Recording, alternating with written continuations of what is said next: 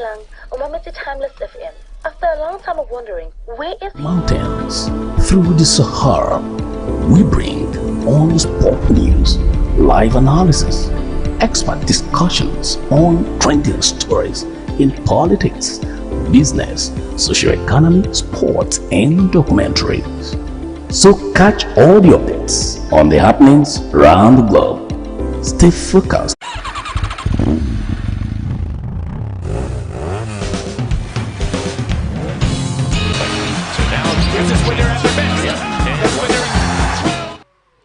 Good evening and welcome to Sports Extraordinary on Atlantic Television Network. My name is Kingsley Emmanuel and I'm very happy to be here this evening to bring you up to speed with the latest evolving around the world of sports. So for our menu this evening, we shall take a look at the weekend results in the top 5 leagues, as well as all the stories evolving around the world of sport. It promises to be an exciting one, so we'll urge you to sit tight as we have a lot to unravel in the world of sport. So take a short break, and when we'll come back from this break, we'll bring you all that you need to know revolving around the world of sports. Stay with us, we'll be right back.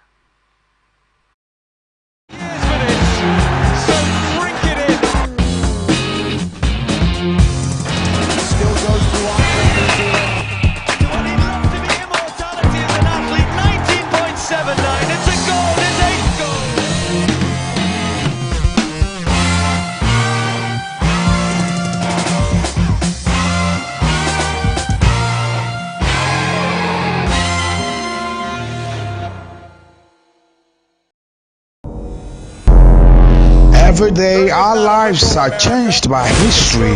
We are one people, all of us. Leaders, politics, Nobody's ambition is what's the blood. I have fought very firmly. natural occurrence, war, and the world economy. I belong to everybody and I belong to nobody. ATN covers it all on ATN Politics today.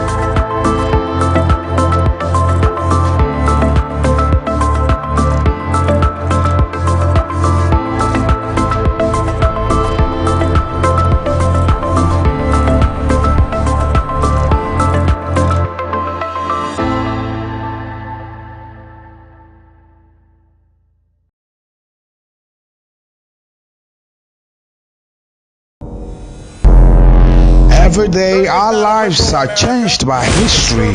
We are one people, all of us. Leaders, politics, Nobody's ambition is what's the blood. I have fought very firmly. natural occurrence, war, and the world economy. I belong to everybody and I belong to nobody. ATN covers it all on ATN Politics today.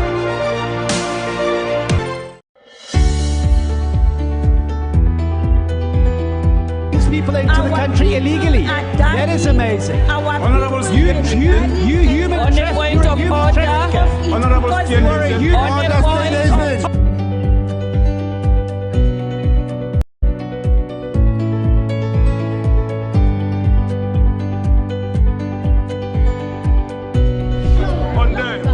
They are not picking our calls.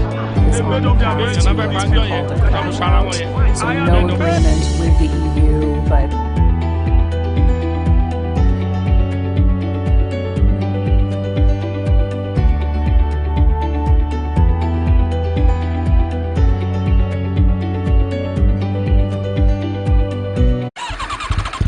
with the goal. Goalkeeper's missed it. Fight man. He does a right hand and down goes Paul straight away.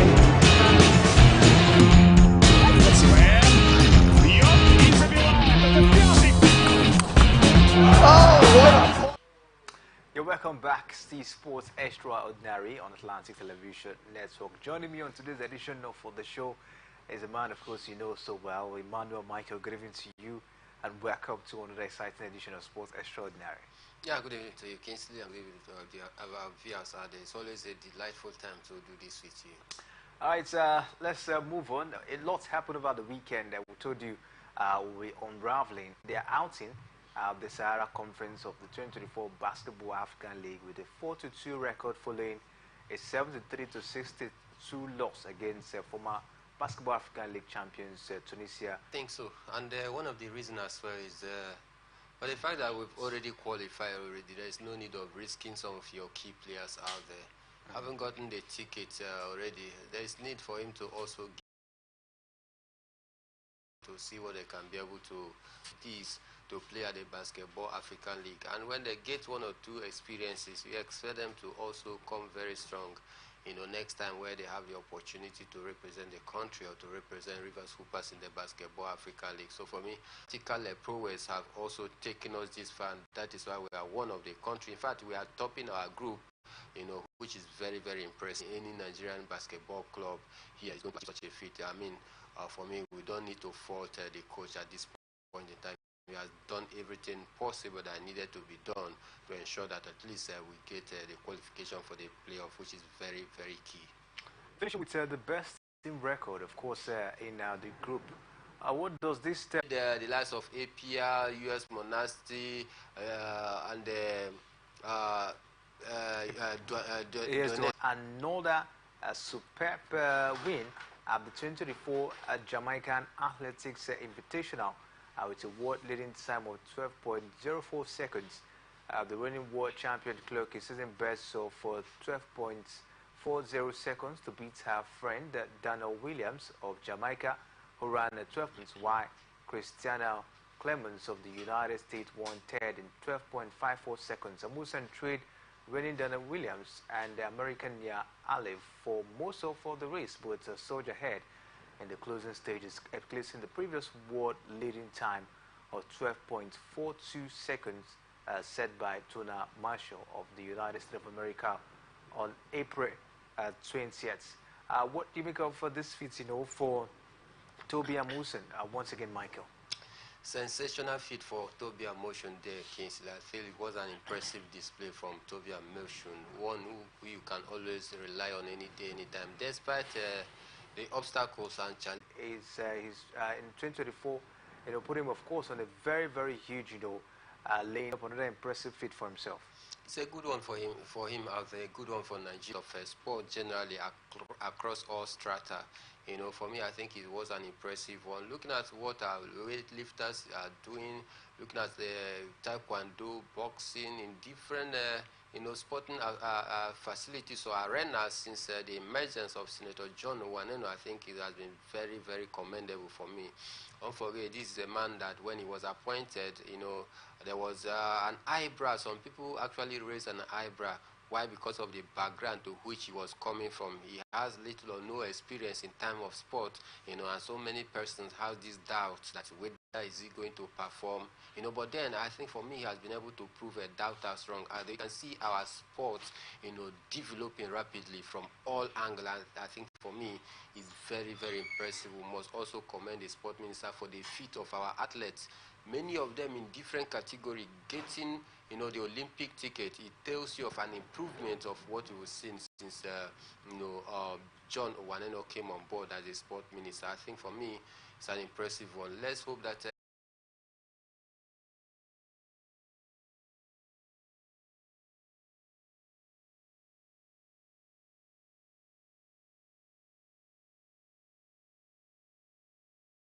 over the years, when you talk about the you know, Olympic, these names they are always up there making the difference. Let's hope this time around, with the exploit of our athletes out there, that Nigeria can also, you know, be rated among some of those countries that will be a force to be reckoned with in the Paris Olympic Games.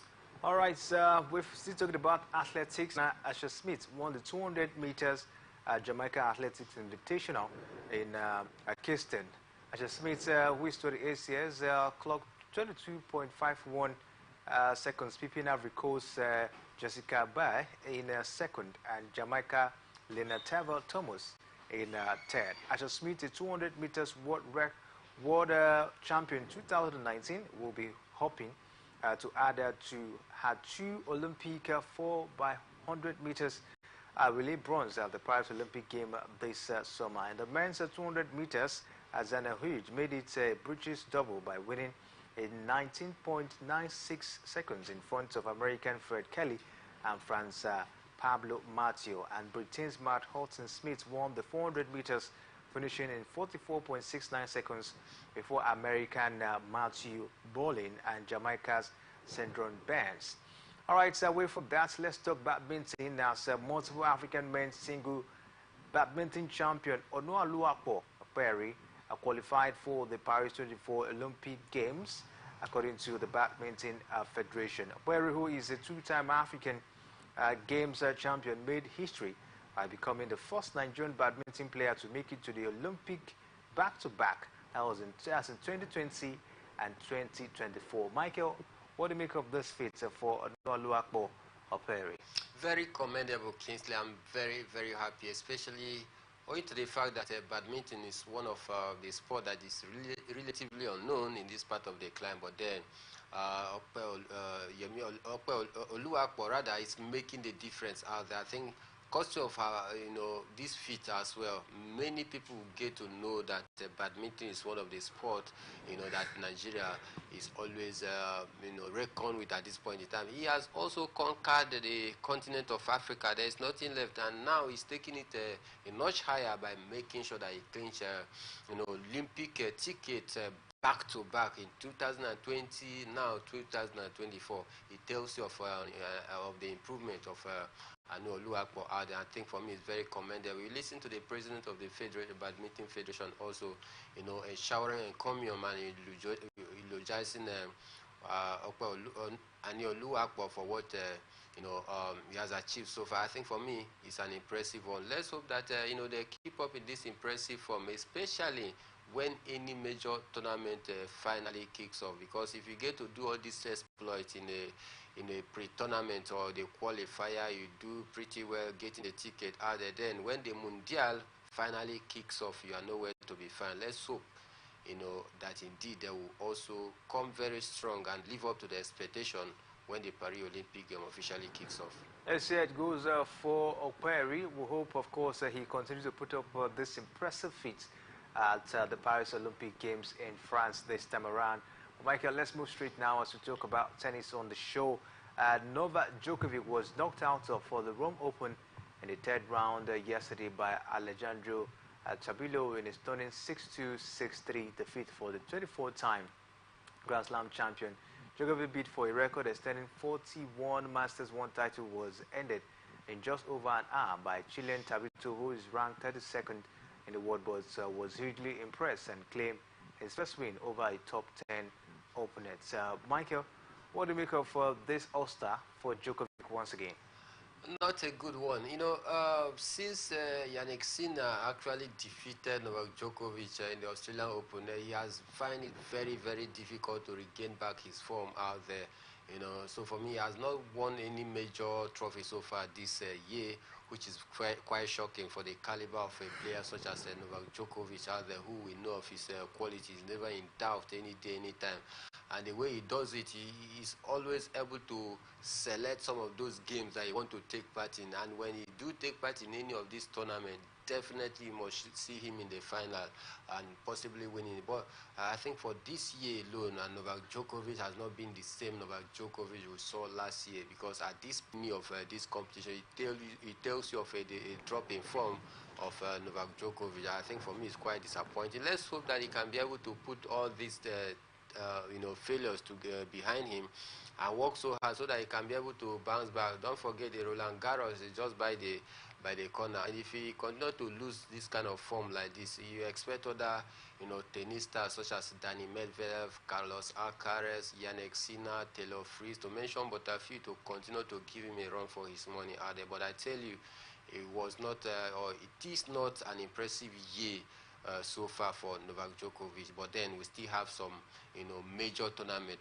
coming up. Let's hope that before this major tournament comes on, he has been able to put his house in order and work on what seems to be the problem, so that he can bounce back to that form that we knew of him, because I know that so many of his fans out there will be very, very disappointed so far, going by his achievement this year, which has been below par for me.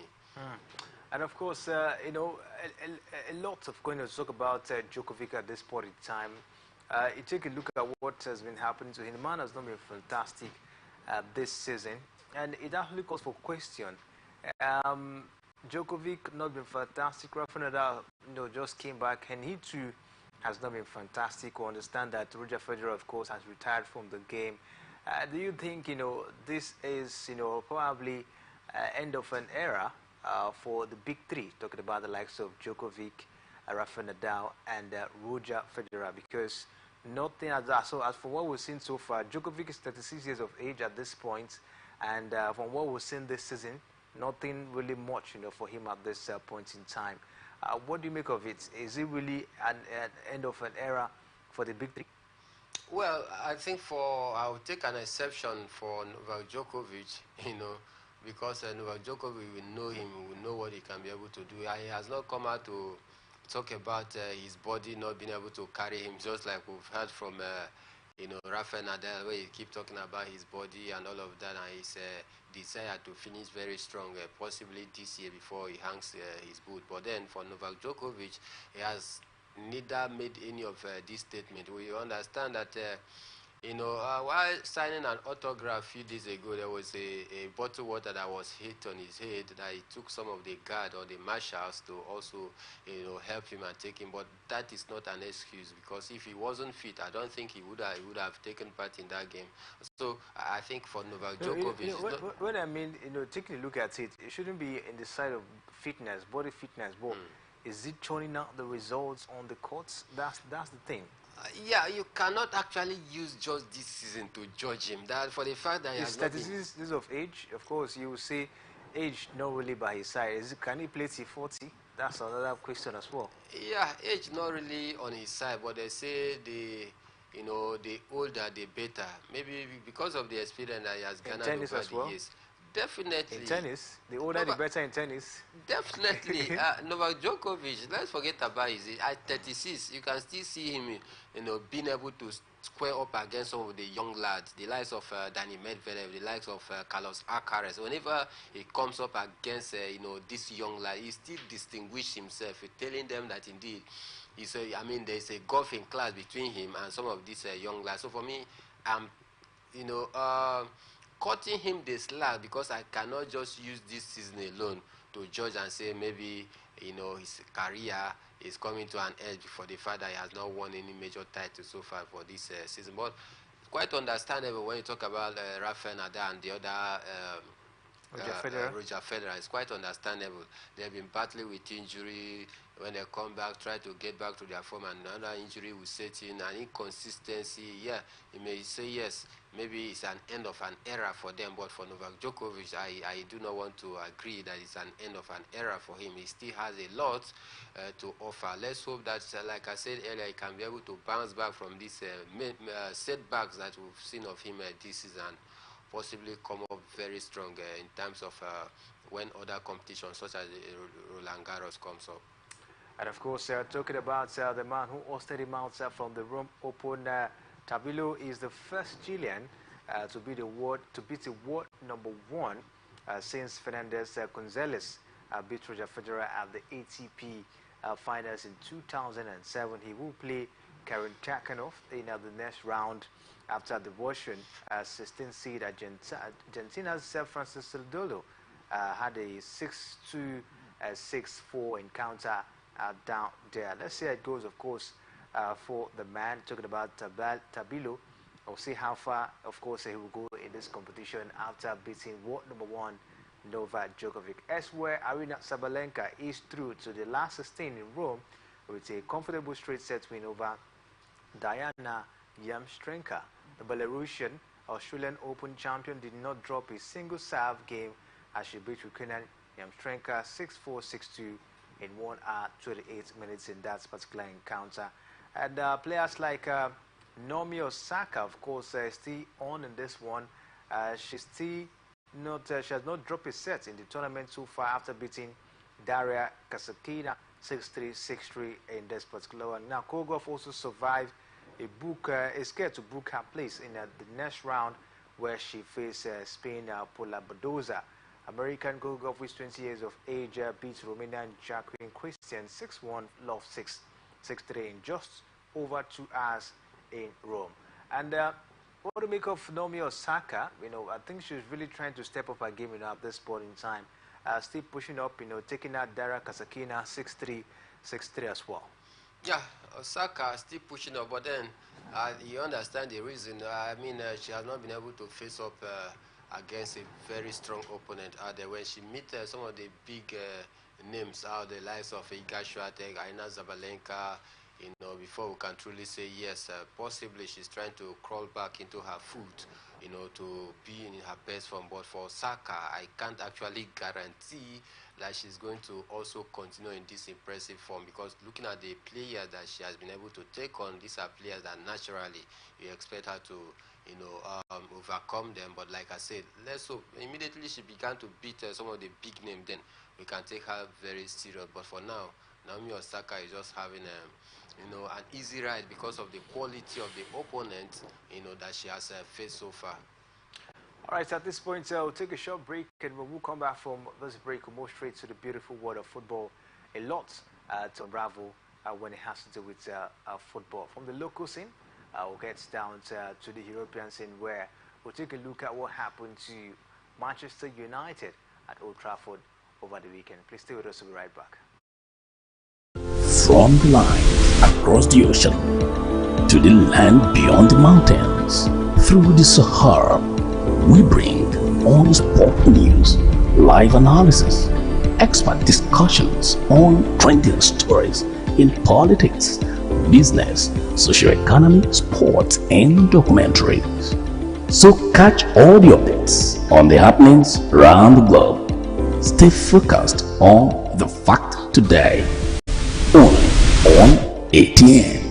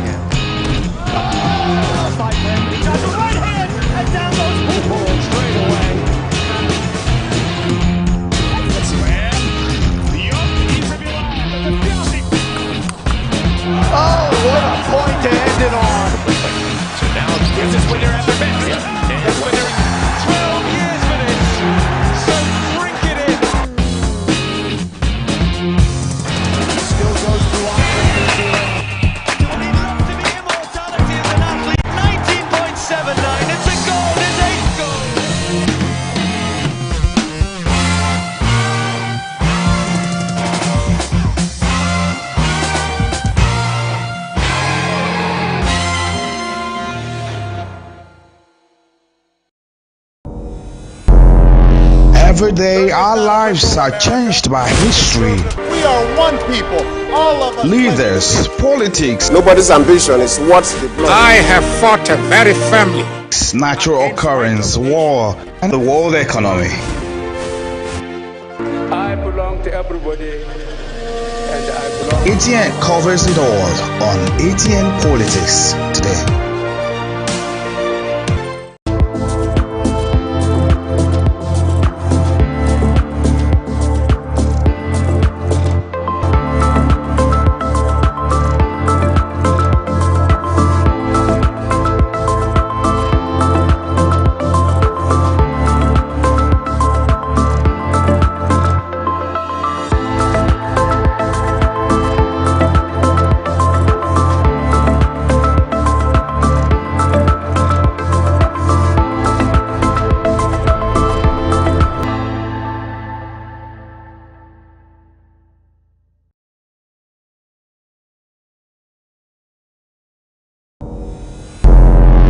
Every day our lives are changed by history.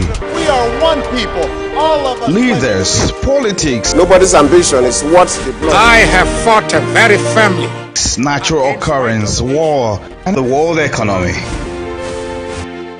I belong to everybody, and I belong to nobody. These people ain't.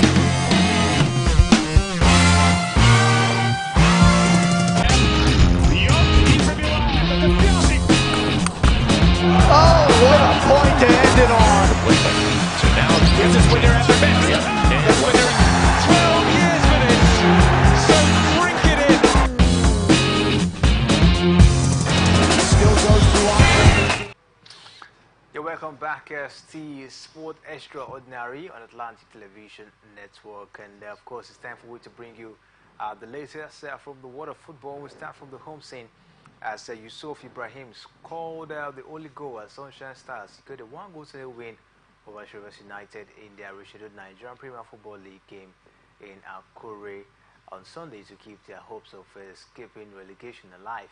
Before Sunday, Sunshine with 39 points, the same as Bayelsa United, who are both there. Rivers United will endure another bad result in their backlog of matches, with 2 games more for them to equal the number of matches played by other teams. And this time they will face Abia Warriors on Wednesday, while their final outstanding game is against Niger Tornadoes on the 19th of May. Michael, it's been a very terrible result for Rivers Supers when it has to do with executing. Not a good one for Rivers United at all, not a good one, because looking at those outstanding games before now, about 6 outstanding games, were of the opinion, we're deliberating at some point that if they can be able to win all these outstanding, they will be in for the title chase as well. But then, looking at their results so far from these outstanding games played so far, I think it's not been encouraging. I don't know what seems to be the problem, whether because of the fact that the coach is not steady on the touchline statement. Then again, one would say, now that Rivers United, they were knocked out of the CAF Confederations Cup, you expect them to come out blazing, by making sure they pick every point available to, so as to finish at the end of the season.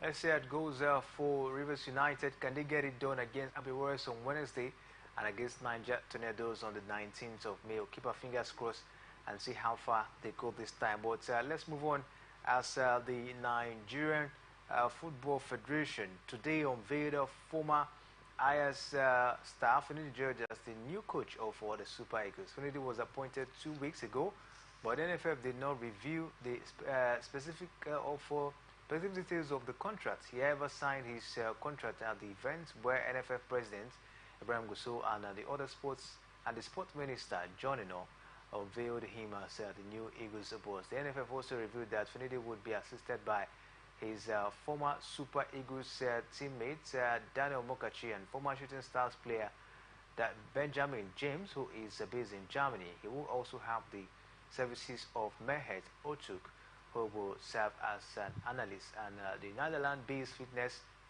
trainer Chima Onyeke, who has worked in Russia, Germany, and Greece, will also assist Finidi. Meanwhile, Olatunji Barua will return as the goalkeeper trainer. Meanwhile, there are the insinuation that Finidi was only handed a 1-year contract to lead the Super Eagles in their next campaign. The new Super Eagles coach is expected to carry on with the preparation for the crucial 2026 World Cup qualifiers against South Africa and Benin Republic later in June.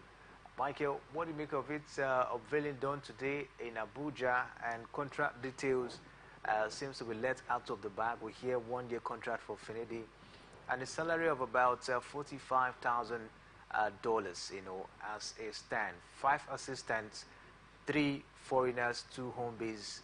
Talking about the 5 assistants for Finidi. I think it's a great one.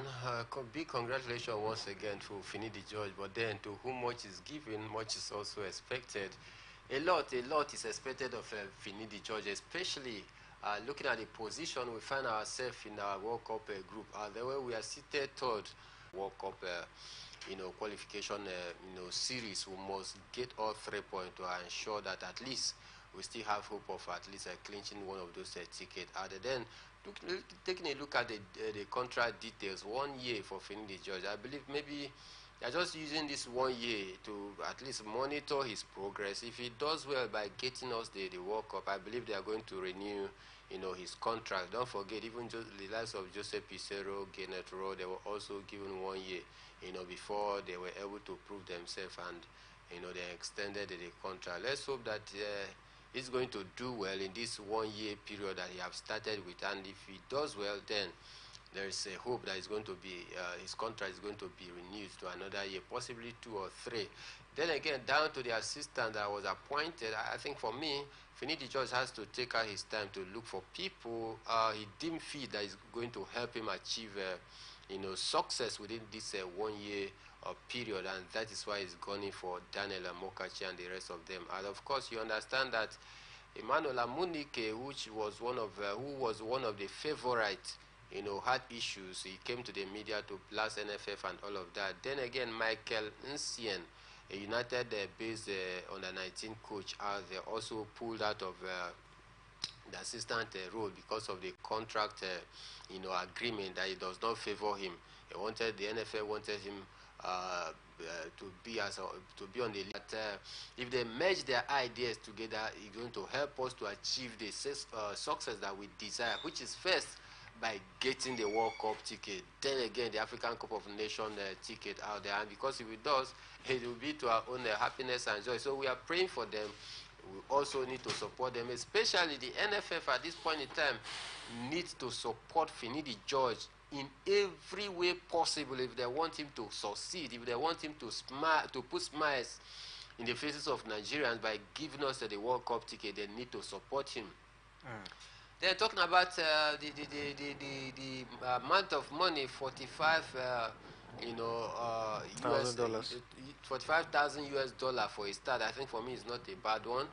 But then looking at the amount of money that have been paid to some of these foreign coaches who have little or no good credentials to show for it. Some, when they are being appointed, they start with a salary of $70,000, some $50,000, some $60,000. But then this is a local coach and they deem it necessary to start with $45,000. It's not a bad one, but then I think what will be bad is at the end of every month, let us not hear in the media that Finidi George has not been paid of his salary. If it is $45,000 that they've agreed, fine, good, but make sure you redeem these promises. Make sure you redeem, not even promises, terms of contract, as it were. It's not a promise. Let them pay him as at when due so that he can focus properly and get down to the work that which we've also entrusted to him. So in all, it's a big congratulations to Finidi George and his technical crew. They gave the Gunners the edge in that particular encounter. Yeah, not the best of performance from Arsenal point of view. Looking at what they've done so far this season, the pattern of play, the way they are able to manage their game, the way they were able to play with. Doesn't matter how they played. What matters is that the 3 point is already top of the league right now. Though haven't played one match ahead of Manchester City, who will be in action tomorrow against Tottenham. At this point, Arsenal will be praying and hoping against all hope that Tottenham is going to do them favor by helping them to tame down Manchester City, or even possibly get a draw, because if they get a draw, that will put Arsenal on a very advantageous position, because looking at goals difference, I think Arsenal have more goals advantage. So improvement compared to the last game. But Cities have I think because of Station and Pumel, a team like 10 goals to nothing. You know, what if Arsenal get to concede? You know, because in the last game, yeah, Arsenal have more goal advantage. But if Manchester City goes on to draw, Arsenal is on a vantage position because of their goal difference. What if on the last day Everton comes out blazing? What is the assurance that Arsenal is going to win Everton? And what if Everton, maybe Arsenal get to win, but let's say 5 goals to 4? That 4 goals have already reduced the goal ratio of Arsenal. And